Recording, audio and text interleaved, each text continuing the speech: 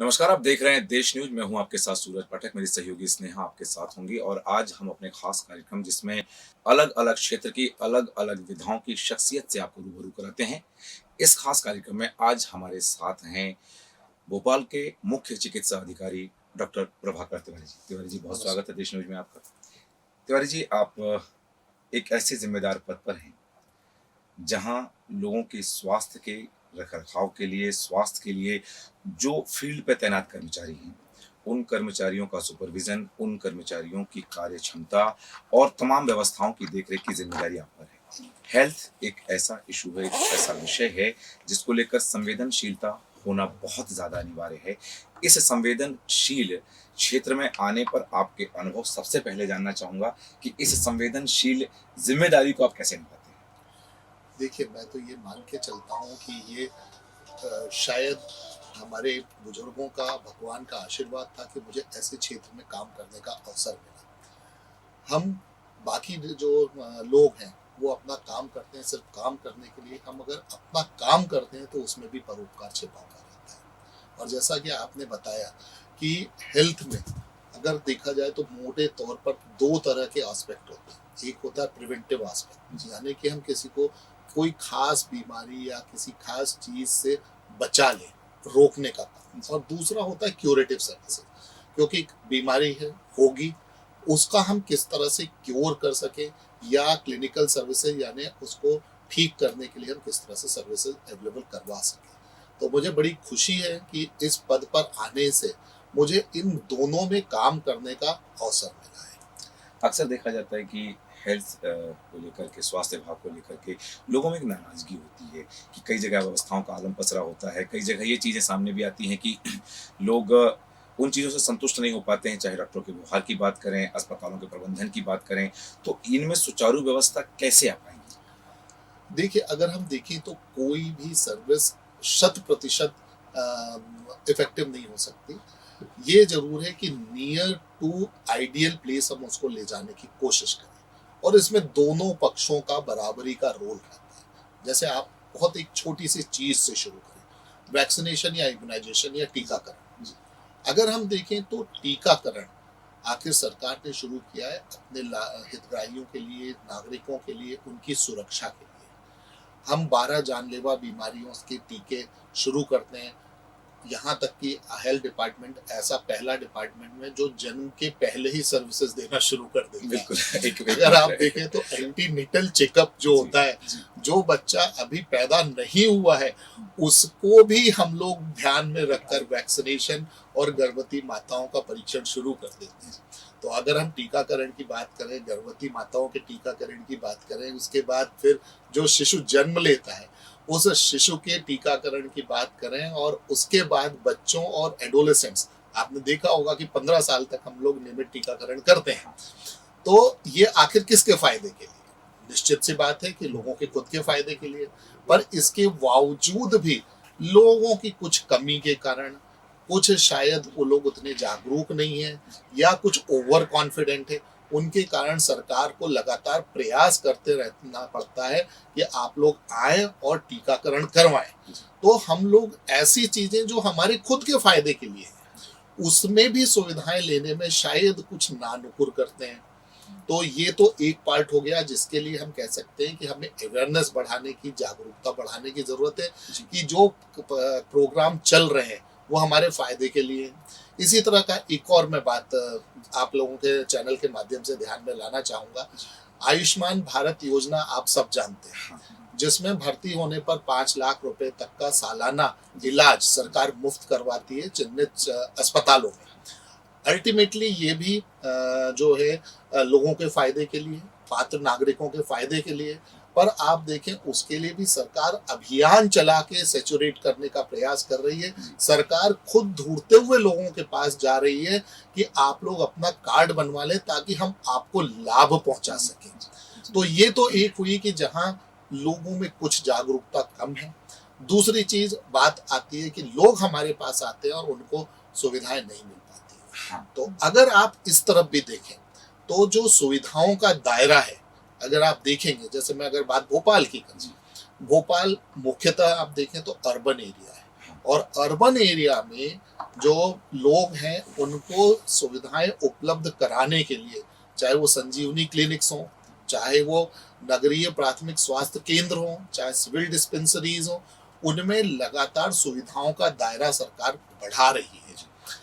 अगर आप देखें उसमें, जैसे बहुत छोटी सी चीज है, आपने देखा होगा अभी कुछ दिनों से कोविड का बहुत ज्यादा फिर से चर्चा आ रहा है।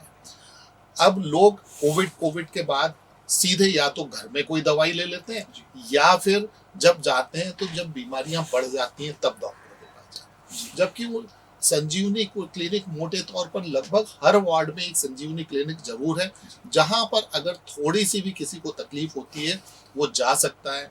सबसे बड़ी बात, वहाँ सुविधाएं पूरी तरह से निःशुल्क है।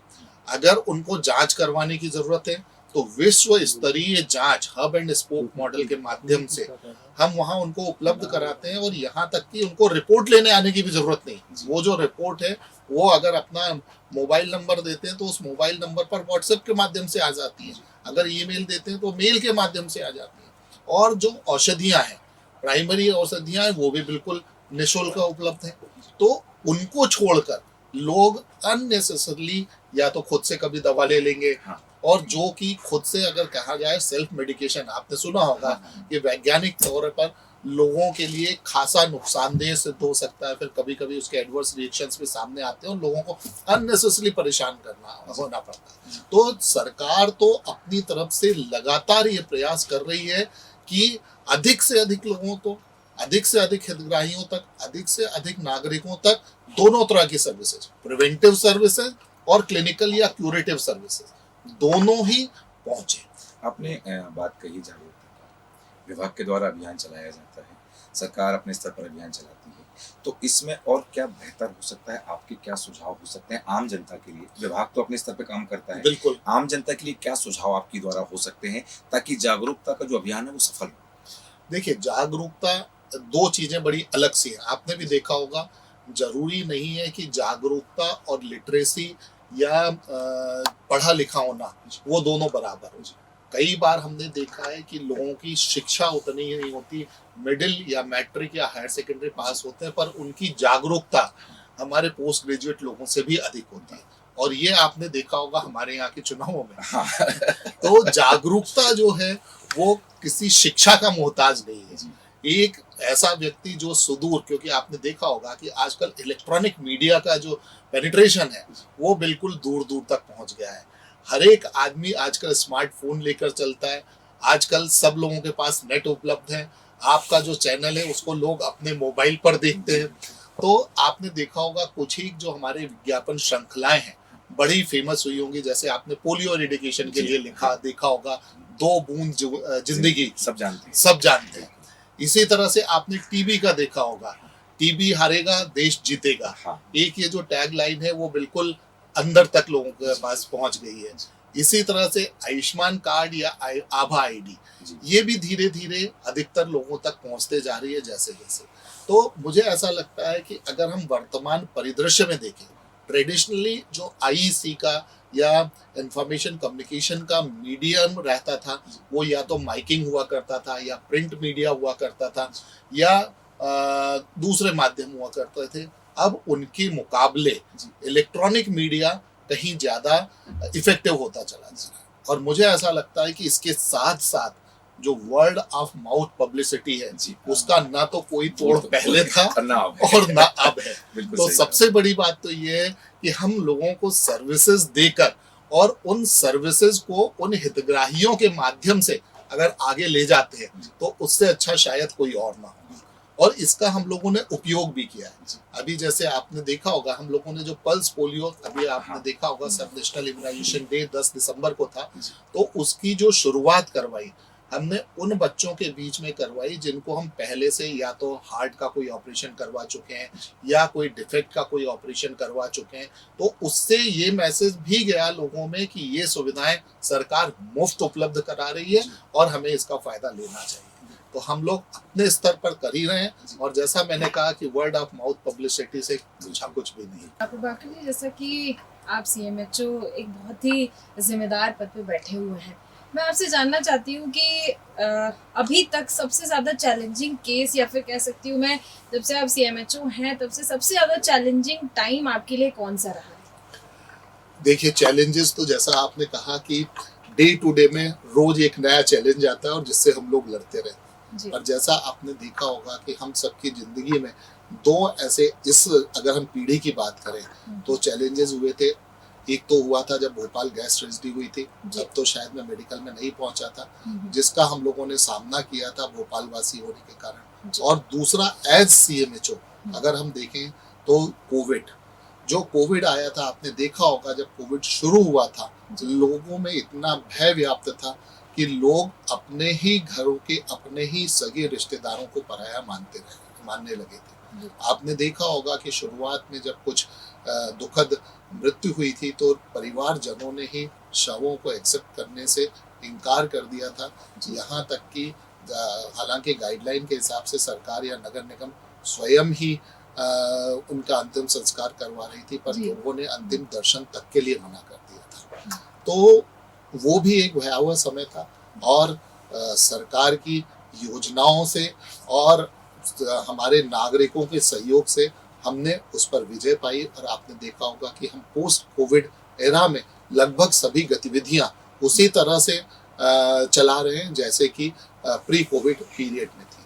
तो निश्चित तौर पर जो कोविड का मुकाबला, कोविड का ट्रीटमेंट, कोविड का वैक्सीनेशन और कोविड का खात्मा, ये एक बड़ी घटना थी जो शायद हम सबको ही हमेशा याद रहेगी। बिल्कुल, बिल्कुल आपने सही कहा। एक और सवाल मेरे मन में उठ रहा है, जैसे कि आपने कोविड का ज़िक्र किया, तो कोविड जैसे ही कोरोना की लहर पे लहर आती गई और लोग उसकी चपेट में आते गए, तो अस्पतालों की स्थिति थोड़ी-सी अनियंत्रित होती दिख रही थी। बेड्स की कमी होती दिख रही थी, ऑक्सीजन सिलेंडर्स की कमी दिख रही थी। मैं आपसे जानना चाहती हूँ कि अगर मैं 5 साल का ड्यूरेशन लेके चलूँ, तो 5 साल बाद आप, अगर मैं भोपाल की बात करूँ या मध्य प्रदेश की अगर मैं बात करूँ, तो 5 साल बाद अस्पतालों को आप कितना आगे देखना चाहते हैं? देखिए, कोविड ने जहां एक तरफ हमें एक डेंट दिया, वहीं अपने आप को सुधारने का एक मौका भी दिया। आपने देखा होगा कि कोविड के दौरान भोपाल ने न सिर्फ भोपाल को कैटर किया, बल्कि राजधानी होने के कारण यहाँ पर दूसरे जिलों से, यहाँ तक कि दूसरे राज्यों से मरीज आए और हम लोगों ने उनको ठीक किया और वापस भेजा। इन द मीन टाइम सरकार की जो गाइडलाइंस आई, सरकार ने जो अपनी तरफ से प्रयास किए, उसके कारण भोपाल जिले में नंबर ऑफ बेड्स बढ़े, नंबर ऑफ ऑक्सीजन बेड्स बढ़े, नंबर ऑफ ऑक्सीजन प्लांट्स बढ़ गए। आपने देखा होगा आज चाहे वो सरकारी हो चाहे प्राइवेट, लगभग सभी अस्पतालों के पास या तो पीएसए प्लांट है या लिक्विड ऑक्सीजन प्लांट है। सरकार ने पॉलिसीज में भी चेंज किया। अब 100 बिस्तर से अधिक का अगर कोई अस्पताल खोलना चाहता है तो उसका अपना एक ऑक्सीजन प्लांट होना जरूरी है, चाहे वो लिक्विड ऑक्सीजन प्लांट हो चाहे वो पीएसए प्लांट हो। नंबर ऑफ आईसीयू बेड्स, उनमें अगर आप देखें तो एक ड्रास्टिक चेंज आया। अब अगर हम देखें तो नंबर ऑफ ऑक्सीजन बेड्स और आईसीयू बेड्स और बच्चों के लिए जो आईसीयू के बेड्स हैं वो पहले के मुकाबले काफी ज्यादा बढ़ गए। दूसरी चीज, अगर आप देखें जो हमारी पुरानी संस्थाएं थी उनका अपग्रेडेशन, जैसे जो सब सेंटर्स थे उनको हेल्थ एंड वेलनेस सेंटर में अपग्रेड किया गया, जो पीएससी थी उनको सीएससी में, सीएससी को सिविल हॉस्पिटल में, जो नंबर ऑफ बेड्स थे जैसे 50 बेड का अगर सिविल हॉस्पिटल है तो 100 बेड का। और इसके साथ ही साथ अगर आप प्राइवेट सेक्टर में देखें तो हमारे पास अपोलो जैसी श्रृंखला के अस्पताल भी अब भोपाल में है। तो प्राइवेट सेक्टर में भी एक ड्रास्टिक चेंज देखने को आया, जिससे इंटरनेशनल क्वालिटी की, इंटरनेशनल लेवल की जो सर्विसेज हैं, चाहे वो क्यूरेटिव सर्विसेज हो, क्लिनिकल सर्विसेज हो, वो आज भोपाल में उपलब्ध हैं। आपको याद होगा कि एक वो भी समय था जब किसी को बाईपास सर्जरी करवाने के लिए भी दिल्ली या मुंबई का चक्कर लगाना पड़ता था, और अब ये भोपाल के अस्पतालों में एक रूटीन प्रोसीजर है। कहीं भी बाहर जाने की जरूरत नहीं है। आपको अगर इमरजेंसी में भी एंजियोग्राफी करवानी है, एंजियोप्लास्टी करवानी है, राउंड द क्लॉक ये सर्विसेज अवेलेबल है। भोपाल का सबसे बड़ा, प्रदेश का सबसे बड़ा हमीदिया हॉस्पिटल, कई बार गाहे बगाहे खबरें आती हैं, अव्यवस्थाओं की बात होती है, अनियमितताओं की बात होती है, या फिर वहां पर बात होती है कि मरीज को समुचित इलाज नहीं मिल पाया। आपने जिक्र किया आयुष्मान, अवेयरनेस के लिए जिक्र किया, लेकिन कैग की रिपोर्ट में जब सीएजी की रिपोर्ट आई तो मध्य प्रदेश में एक बहुत बड़े घोटाले की बात भी उसी कैग की रिपोर्ट में उजागर हुई थी कि आयुष्मान कार्ड में बड़ी धांधली हुई है। एज ए ऑफिसर इस तरह की धांधलियों पर कैसे अंकुश लगाया जा सकता है? और ये जो मैंने पहले भी कहा कि ठीक है, आपने उसको उसके लिए कहा आपने कि कहीं सर्विस है तो 100% सर्विस नहीं होती, लेकिन तब भी प्रदेश का सबसे बड़ा अस्पताल, क्योंकि भगवान डॉक्टर माना जाता है, जो कहा जाता है कि डॉक्टर भगवान का दूसरा रूप है, भगवान जिंदगी देता है और जिंदगी बचाने वाला डॉक्टर है, तो वो भगवान का ही स्वरूप है। ऐसे ही भगवान की कुछ ऐसी शैतानी गतिविधियां भी कई बार सामने आती हैं, इन पर कैसे अंकुश लगाया जाए? देखिए, सिंपल सी चीज है कि मैंने आपको पहले भी कहा, जी। अगर कोई चिकित्सक है, और मैं सिर्फ चिकित्सक की बात नहीं करता, इस चिकित्सा व्यवसाय से जुड़े हुए सभी लोग, चाहे वो डॉक्टर हो, चाहे पैरामेडिक्स हो, मेडिक्स हो, उन सब के पास जो बेनिफिशरीज आते हैं उनसे सहानुभूति करने का उनको तरीका आना चाहिए, सहानुभूति पूर्वक उनका साथ व्यवहार होना चाहिए। आखिर मैं तो इसको दूसरी तरह से नहीं, जी। जो मैं अपने मेरे सबॉर्डिनेट्स हैं जी। उनको मैं बोलता हूँ, ये तो हमारे अन्नदाता हैं। अगर मरीज नहीं तो डॉक्टर की डॉक्टर, जरूरत ही सही क्या है? बात है। लोग बोलते हैं कि लोग समझते नहीं, लोग नहीं समझते, इसीलिए तो हमारी जरूरत है। तो एक तरह से हम देखा जाए तो जो हमेशा महात्मा गांधी, जो हमारे वो है राष्ट्रपिता, उन्होंने कहा था कि दरिद्र नारायण की सेवा से बड़ा तो कोई पुण्य ही नहीं है।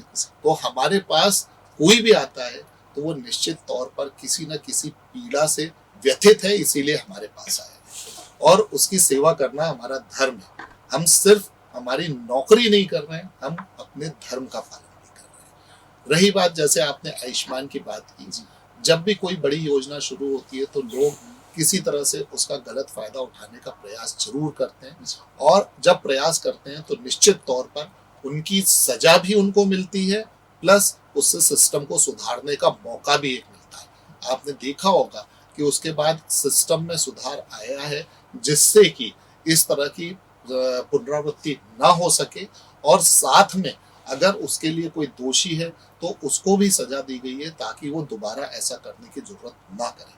तो निश्चित तौर पर जो भी, जैसा आपने बताया, जो विभाग है हमारे, जो विभाग है वो बहुत सारे विभागों का एक संगम है, जैसे स्वास्थ्य विभाग है, मेडिकल एजुकेशन या चिकित्सा शिक्षा है, उसके साथ में आयुष्मान भारत निरामयम है, उसके साथ कंट्रोलर फूड एंड ड्रग्स हैं। तो सभी मिलकर एक समेकित प्रयास जरूर करते हैं कि किसी तरह की ऐसी कोई गतिविधि ना हो जिसके कारण शासन का या हितग्राहियों का किसी भी तरह से कोई नुकसान हो सके।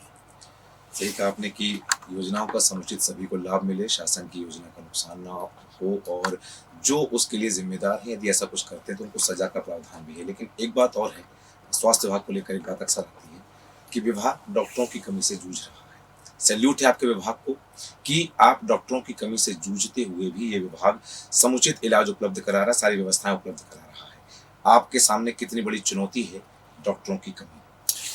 देखिए, डॉक्टरों की कमी निश्चित तौर पर अभी कुछ समय तक हो सकता है कि हमें देखने को मिले, पर जो अभी योजनाएं चल रही हैं, आपने देखा होगा कि हमारी सरकार, चाहे वो केंद्र सरकार हो चाहे वो राज्य सरकार हो, लगातार उनका जो लक्ष्य है दो स्तरों पर चल रहा है। एक तो नए कॉलेजेस खोलना, मेडिकल कॉलेजेस, जब मेडिकल कॉलेज खुलता है तो साथ में पैरामेडिक कोर्सेज का भी विस्तार होता है, और साथ में जो एग्जिस्टिंग कॉलेजेस हैं उन कॉलेजेस में नंबर ऑफ सीट्स बढ़ाना।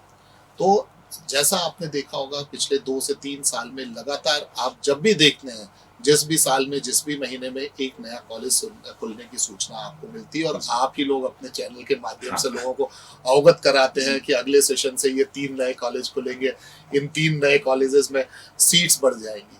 तो हमें उम्मीद है कि इनसे हमारे जो समस्या है उसका निवारण हो पाएगा। दूसरा, आपने ये भी देखा होगा कि जो चिकित्सक हैं, चाहे वो स्नातक चिकित्सक हों चाहे वो पोस्ट ग्रेजुएट चिकित्सक हों, उनके साथ एक कंपलसरी बॉन्ड है रूरल सर्विसेज के लिए, तो उनके माध्यम से भी हम सेवाएं उपलब्ध करा रहे हैं। इसी में मैं जानना चाहूँगा कि कई बार जूडा जो होते हैं वो उस बॉन्ड के लिए आपत्ति भी जताते हैं या आनाकानी करते हैं, तो उसके लिए क्या किया जाए कि ताकि रूरल सर्विस बेहतर हो सके? देखिए, जब आपने देखा कि हमेशा से एक चीज तो है जो हमेशा करती है, वो है डिमांड एंड सप्लाई। जी।